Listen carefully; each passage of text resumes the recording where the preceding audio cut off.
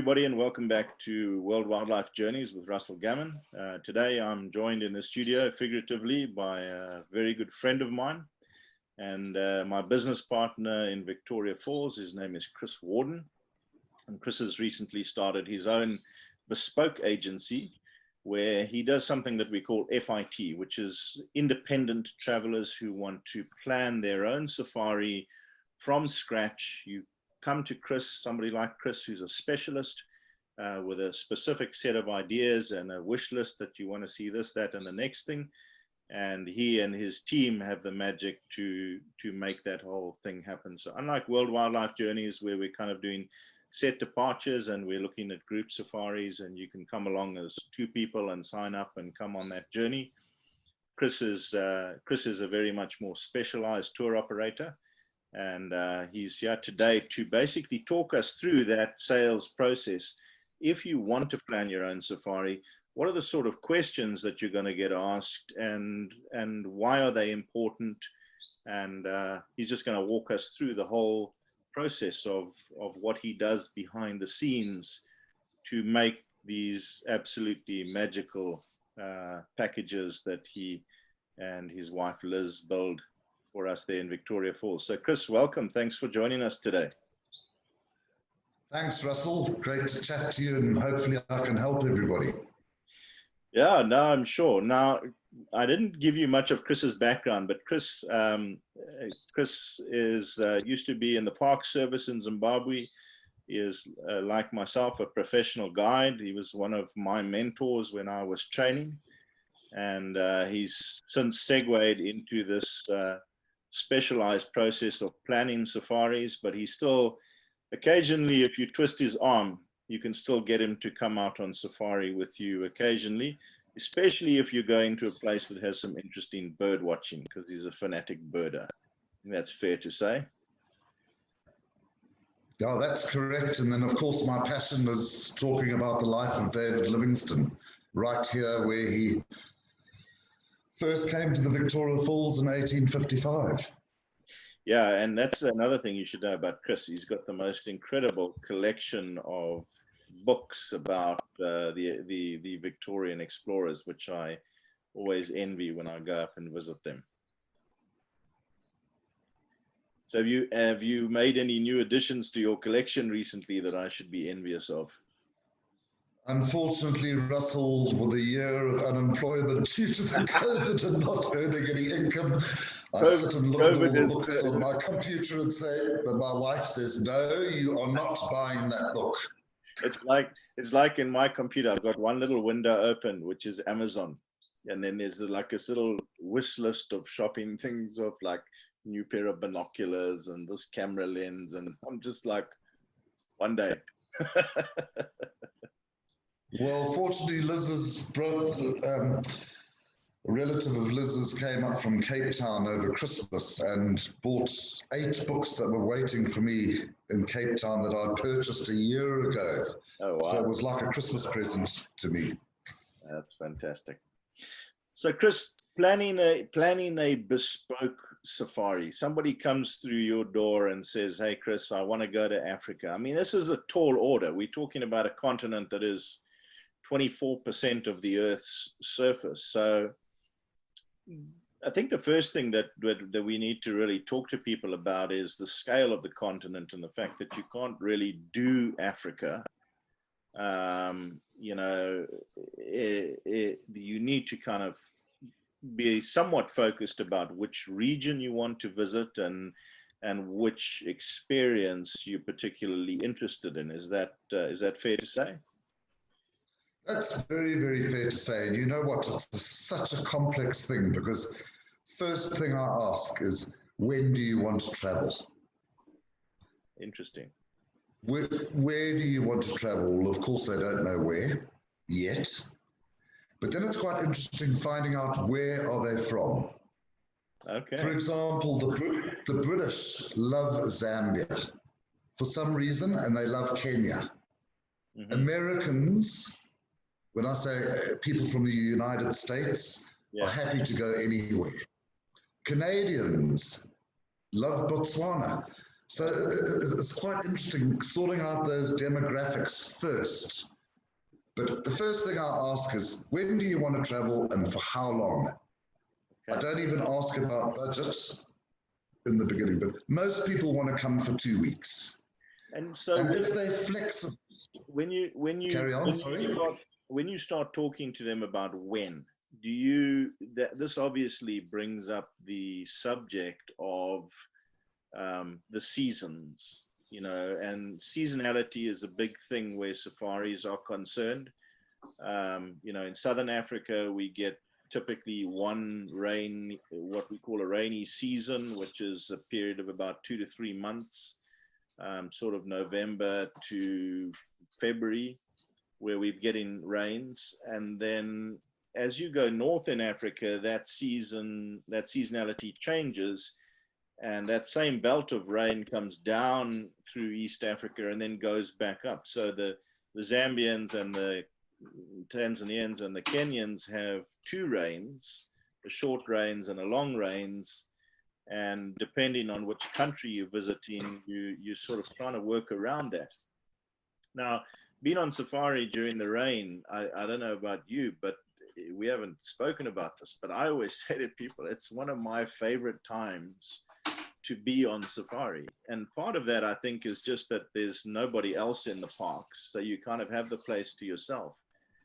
But it's also, it's that green season where everything's breeding and fat and happy, and the butterflies are all out. And I just love that time of year, and you as a birder, I'm sure, do as well. So how do you work through that? Because it's quite a complicated thing, isn't it? You've taken the words out of my mouth.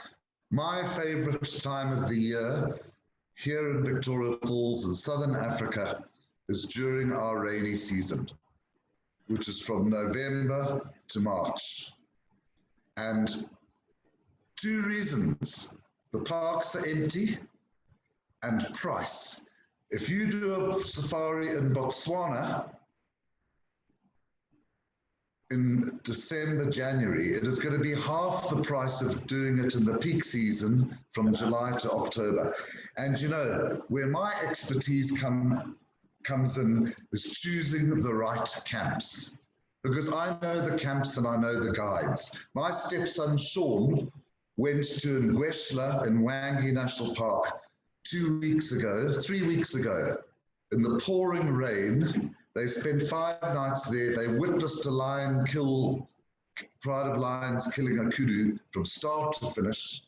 They were there for 6 days, 5 nights. They did not see a single other car. And, that to me, that's fantastic. But then you get people, especially Americans, they say, I want to come at the peak game viewing time, the height of the dry season, which is October. But I can tell you one thing, it is as hot as hell.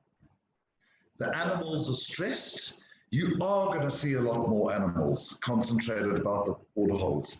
But if you wait 1 more month and go in November, just when the rains are starting, the temperature drops, the animals are there, the antelope are starting to drop their young, and the predators are even more active.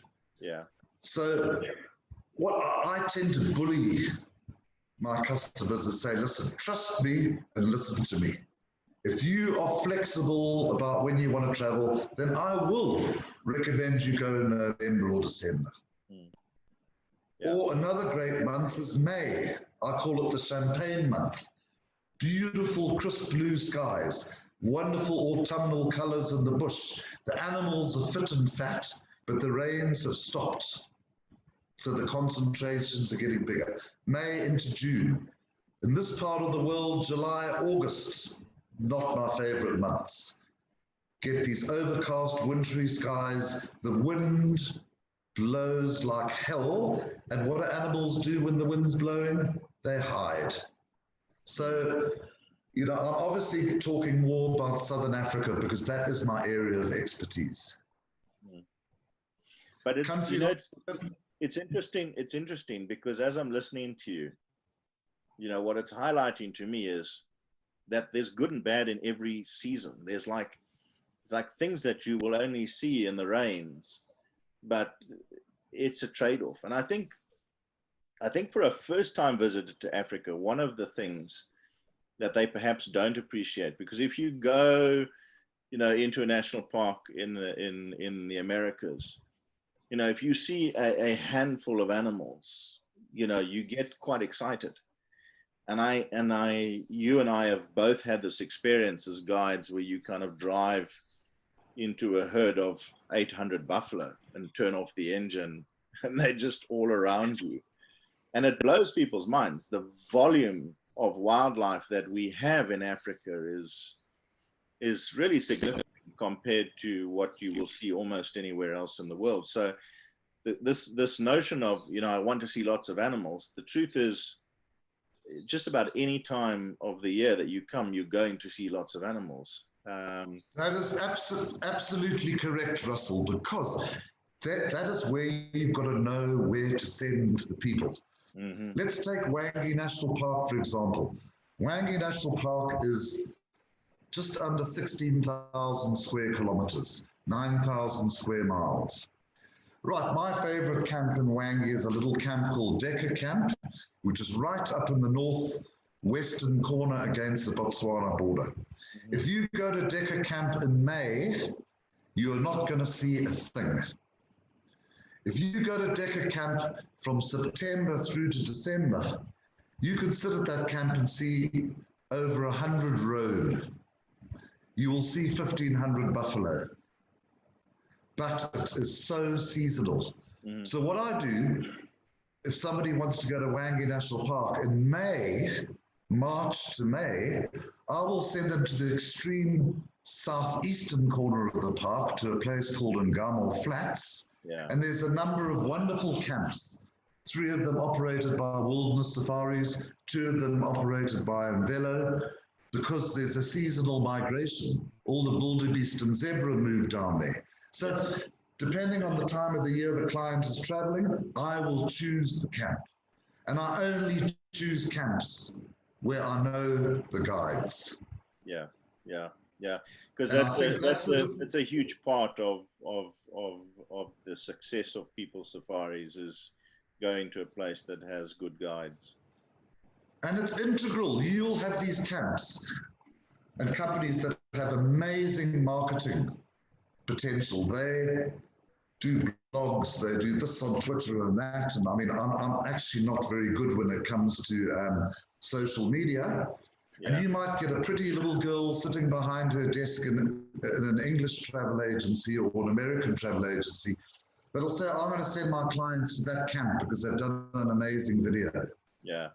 And I know sitting here that camp is not okay because it does not have the right management and the right guides. I know the right camps, and that is very, very, very important. Well, it's also interesting that you say that, because you know, if you work in the industry, you know that the guides are important, but the guides work as part of a team, and the management at the camp are the head of that team. So good managers retain good guides. But as you and I know, there's quite a turnover of staff within the industry, that people tend to, you know, work, you know, 1 or 2 seasons, and then, you know, I think people who are drawn to this life, like you and I, have kind of a wanderlust, and they'll go, well, you know, somebody offer me an opportunity to go and work in the Okavango, and that's a park I've always wanted to see, and so I'll take the job, not necessarily because I'm not happy where I am, but just because, hey, you know, I want to move on to a new area and experience something new. And for somebody like you and I, you know, we actually know these managers by name. They're our colleagues, they're our friends, you know. So when they move, exactly, we know, hey, that manager's now gone to this camp. That camp was struggling a little bit, but we know that when he moves there, it's a bit like an American football coach. You know, he goes to a new team, and what he does is he gets on the phone as soon as he gets there, and he calls up all his star players, and they move with him. and then suddenly you've got this core of people who just take the level of standards in that camp and just elevate them through the roof. So it is a very fluid situation. And I hear what you're saying. You know, every time I go on the internet and sort of look at who's selling what, and I'm always amused to find you know, somebody being touted as by a booking agency as, you know, this person is our, you know, they're 25 years old and they're our expert in Africa, Southeast Asia, and the Pacific. And yes, you and I sit here and we go, yeah, we've been doing this for like, you know, 3 or 4 decades, and we consider ourselves experts in Southern Africa and, you know, knowledgeable about East Africa. But yeah, there's expertise and there's expertise. I hear what you're saying. And what we do, which I think is important, we're sitting in Victoria Falls, which is equidistant amongst all the surrounding countries. But most of our people want to go to Cape Town. So we have a ground handler in Cape Town, a company called Livingston Safaris, Yeah. which is wonderful because their name matches our name, Footsteps of Livingston. Yeah. She has been in the business for 40 years. She does all our stuff in Cape Town. So if there's a problem in Cape Town, she is there to sort it out. Yeah. And then East Africa, we've got a company called Wild Frontiers. Also another very good friend of mine, John and Debbie Addison. They've been in the industry for 40 years as well. They have ground handlers in Uganda and northern Tanzania. So I can put my head on the pillow knowing that our guests have people on the ground and are being looked after wherever they are. Yeah, yeah. Now, tell me, or let's talk a little bit about, you know, one of the other considerations when people are looking at traveling. So there can be specific things that are on their wish list, like they have had a friend that has been to a certain national park, or there's a particular species of animal that they really want to see and have a substantial, you know, spend a substantial time with. And you can easily work those into the program, can't you? Definitely. And most people want to see elephant, buffalo, and lion. And then if they're lucky, leopard and cheetah. So it's very, very easy because, and of course they want to see the Victoria Falls. And probably end up at Cape Town and do a bit of shopping and some good food and some wine and some wonderful scenery and culture. So it's easy. So I will always tend to choose Botswana, Okavango Delta, Wangi National Park, South Luangwa in eastern Zambia. You know, it's so easy. Yeah. Yeah, these are your favorite stomping grounds. And what about when it comes to kind of the accommodation on safari? Because there is, as you and I both know, a huge cross section, you know, starting with the kind of the safari lodges at one end of the spectrum, which are basically like big hotels in the bush. And then you have, you know, a step down from that, a luxury bush lodge, which is kind of an open plan main area with, you know, thatched roofs and little bungalows or tents on stands. But then coming down the scale, you've also got kind of tented mobile camps, which are, you know, where this is a real old school safari where you kind of drive along from place to place, and each place that you get there, you have a team that'll kind of set up the camp for you. Or you can go between a series of those camps by flying in. So, you know, in terms of what people are looking for in terms of accommodation, there's a huge cross section. I know that we have our own personal favorites as guides because, you know, we know that moving people that little bit out of their comfort zone, putting them into a tent in the bush is something that creates memories for those people. But I always find that you have to kind of explain to them that the tent is not like any tent that they stayed in as a Boy Scout. that it's basically a hotel room with canvas walls. How do you talk people through that? Okay, what I do is try and find out a bit of history with the client that I'm dealing with. Like we deal with a lot of Canadians. Canadians are very, very outdoorsy people. Yeah. So they're not going to mind staying in a tent. Some people that live in cities like in New York, for example, or London or Munich, might be a little bit wary about staying in a tent. So what I do is I'll talk them through it. I'll give you an example of a 2-week itinerary. Start them off in Victoria Falls, put them in a Lala Lodge, which is a small, probably 40-roomed hotel under brick under thatch. A nice soft start where they've got ensuite bathrooms, facilities, room service, etc., swimming pool. Then send them, say, to Wangi. And for example, a camp which I use is called Camp Wangi, and that is tented, but it's sort of half tented. It is canvas walls under a thatched roof, but big rooms with an ensuite bathroom, bath and shower and flush toilet, a veranda. So now you're bringing them into the tented sort of regime. Then you could send them onto the Okavango Delta, where you've got tents that are actual tents with a canvas roof, but they're on stilts overlooking a waterway.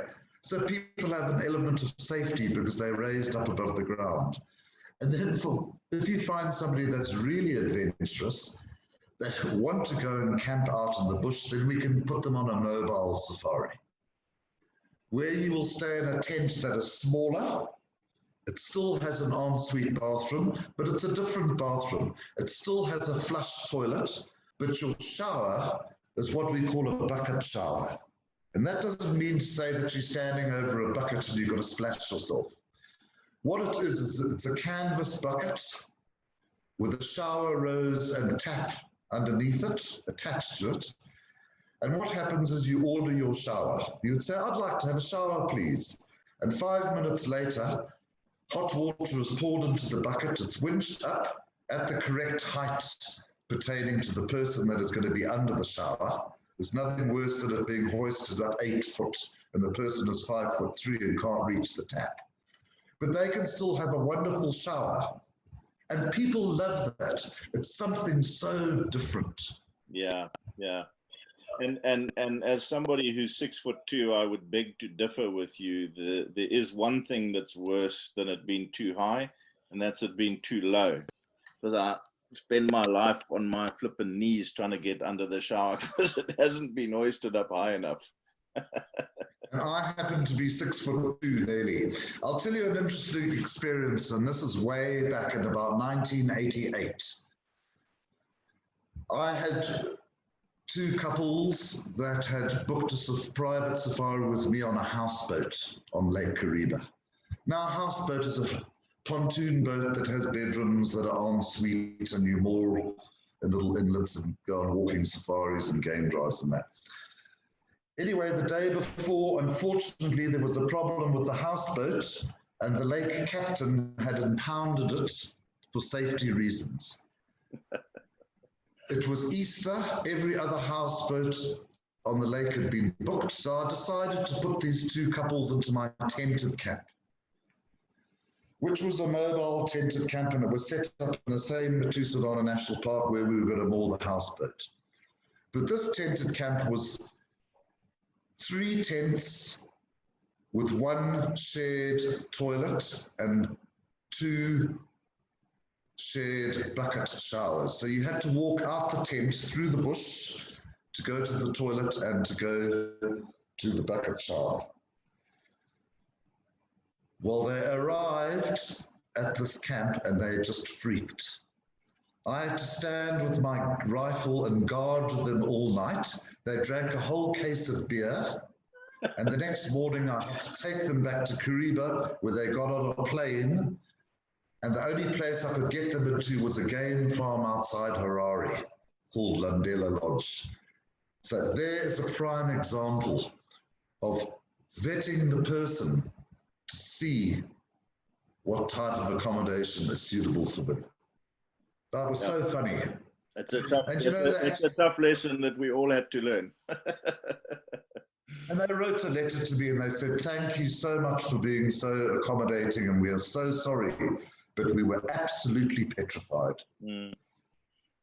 You know, I think I always explain to people that, you know, one of the things that you've got to understand about the wildlife, because I think the big fear with people in tents is, you know, is that, well, you know, if the animal wanted to come through the canvas, he could quite easily. And, you know, that is true. But what I always explain to people is, look, when we do game capture, you can catch a whole herd of buffalo by just using sheets of black plastic.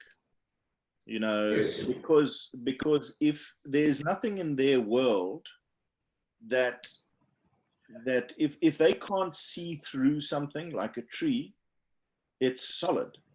Or if they can't see through something like a rock, it's solid. They have no conceptual experience of something that looks solid but actually is not.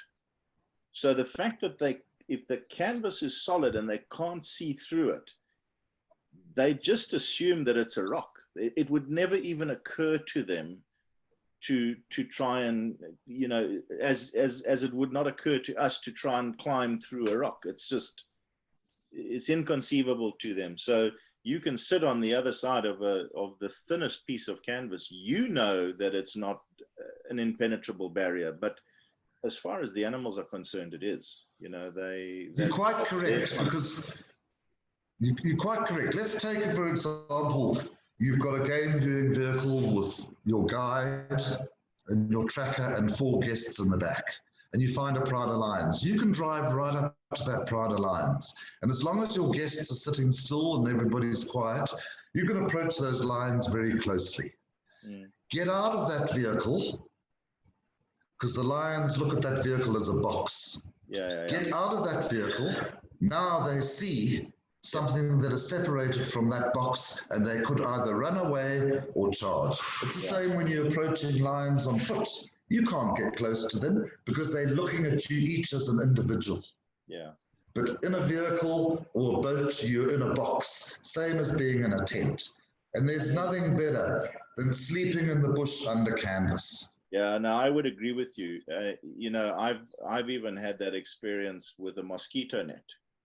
You know, we used to sleep out in Mana, and you used to just put your mosquito net up because it's, you know, in the moonlight, it reflects the moonlight, and then the animals they can't really see through it properly unless they get really close to it. Then they can start to see through, but otherwise it reflects enough light that it again looks like it's solid. And I've had that experience with a lioness that came and put her nose against the mosquito net, right? I was like, okay, I'm just gonna lie here and pretend this is not happening because I don't know what to do. But she had a good sniff, and then she smelled me, and I was like, this does not bode well for me, and she pushed off. But yeah, it's a funny thing. Now, talk to us, Chris, briefly about, because there are also some, you know, aspects of safaris where people will come along and they have a specific hobby that they want to incorporate, or a specific mode of game viewing that they wish to incorporate. You know, there's certain places where you can view wildlife by canoeing down a river, or by being on a boat, as you said, a houseboat, or some people who are keen on horse riding, you can come out to Africa, and there's certain areas where they do specialist horseback safaris. So there's quite a cross section of kind of specialist activities that people can incorporate as well. You know, the other one being photography. You know, there's certain camps that are set up with photographic blinds and hides, and so it's important, I think, that we highlight to people, if you are thinking of planning a vacation, consider if you do have a hobby like that. It doesn't have to be everybody. Not everybody has to go horse riding. Not everybody has to go canoeing. But it's worth inquiring when they speak to you and saying, hey, you know, we like canoeing, or we like kayaking, or we, you know, we enjoy photography. How can we do something that is kind of geared to this hobby of ours? Hey. So exactly. So what I tend to do is offer an itinerary that offers a whole variety of different things that people can do. And because these camps are fully inclusive, and when I say fully inclusive, that means that all your meals, your accommodation, your snacks, your drinks, your laundry, your park entrance fees, and unlimited game viewing activities are all included. So that people don't have to pay for an extra activity. So I tend to choose camps that are going to offer you a choice. Now, you don't have to walk if you don't want to walk, but you may decide, let's go for a walk tomorrow morning. And you get allocated your guide for the period of time that you're in that camp. So you could discuss with your guide what you would like to do, and your guide will recommend to you what he suggests you do. Yeah. Let's go for a walk tomorrow morning for 3 hours. And then after that, come back and have a brunch, and then we'll go out in the vehicle and go and sit in a blind, because the elephants and the sable antelope like to come down in the midday.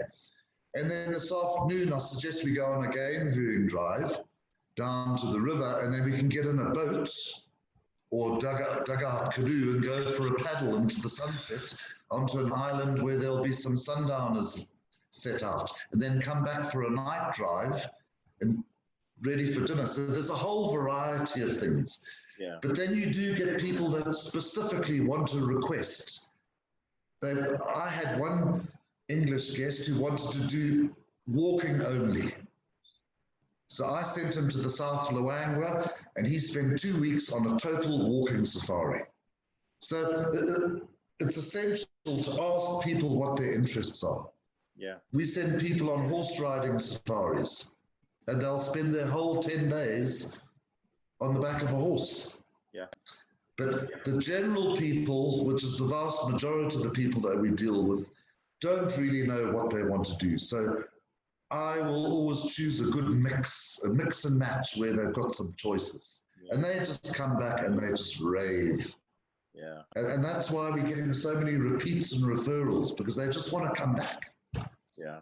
Yeah, Africa has that effect on people. Now, you touched on a very important thing there, just briefly, in mentioning that, you know, one of the factors that you have to try and consider and work into the program is people's budget.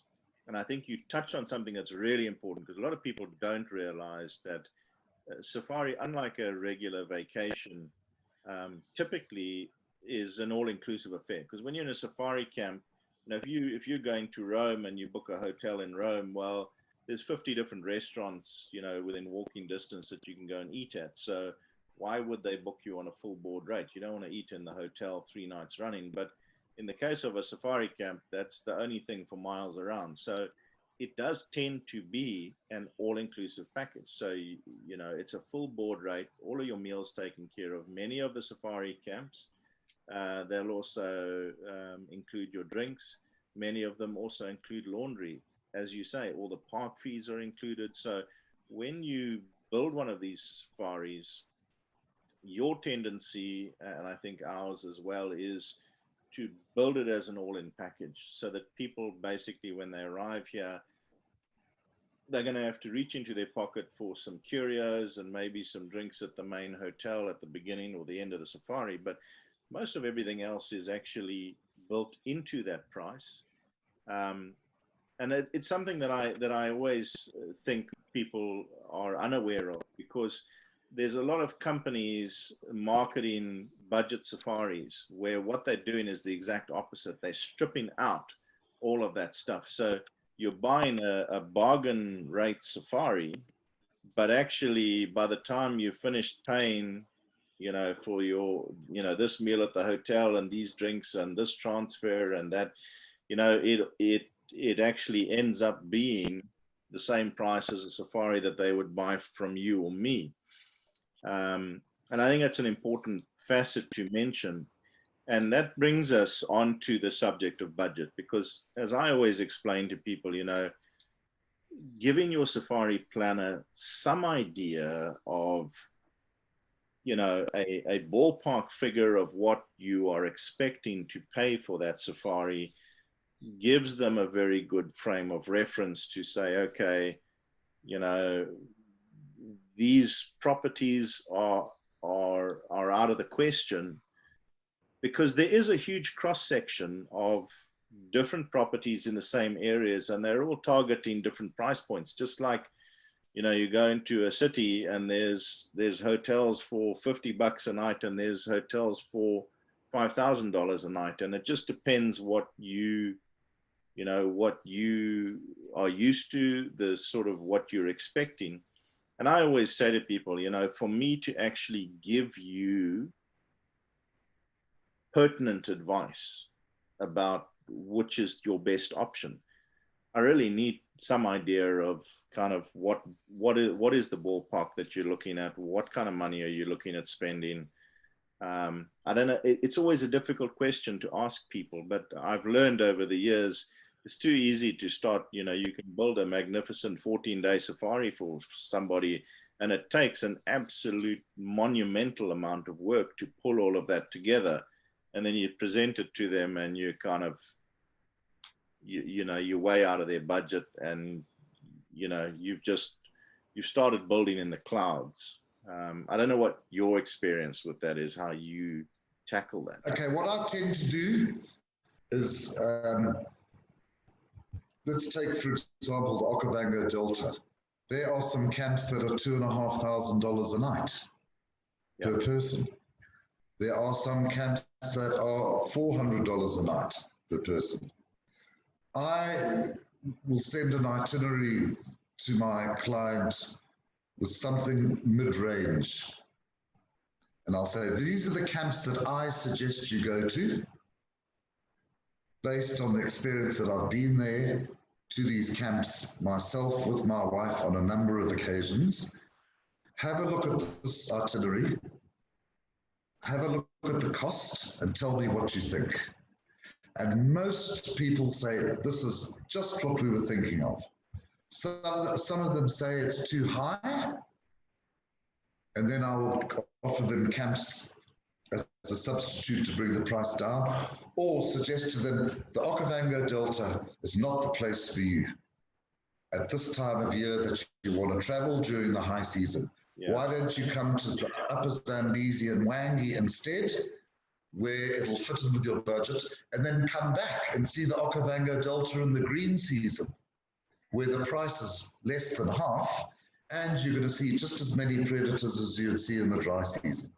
Yeah. So it's a matter of communication. Yeah. But it's difficult to say to somebody, what's your budget?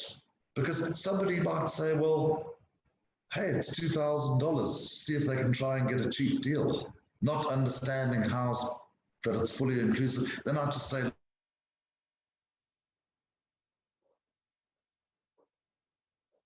well, Chris, I've 30 days. $8,000 I can do 12 days fully inclusive. Yeah, yeah. I mean, I always am upfront with people and just say to them, look, we're about value for money.